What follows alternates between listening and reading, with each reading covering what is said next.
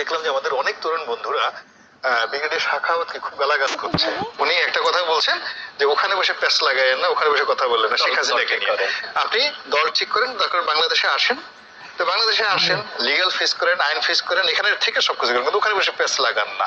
এই টোটাল কথাটার পুরো ব্যাখ্যা না বুঝে লোকজন গালাগালি করতেছে যে আগের বার 111-এর সময় সে বিএনপির অফিসে তালা লাগিয়েছিল, এ বিএনপির শত্রু, এ আবার শেখ হাসিনাকে ভারতের কথা মতো আবার ক্ষমতায় বসানোর জন্য সে চক্রান্ত করেছে। This is very unfair thinking.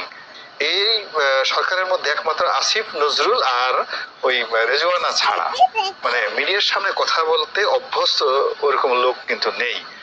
তো কাজেই আর মিডিয়াতে দেখেন বিভিন্ন লোক কিন্তু শেখ হাসিনার পতন হয়েছে মিডিয়ার সাথে কথা বলতে গিয়ে। একটা প্রশ্ন এবং একটা উত্তর। আমাদের দেশের মানুষের পেটের মধ্যে যত গুড়ে কৃমি আছে আপনি পৃথিবীর কোনো দেশে গুড়ে কৃমি পাবেন না, বিকজ আমাদের ফুড অভ্যাসের কারণে অলওয়েজ দেখবেন যে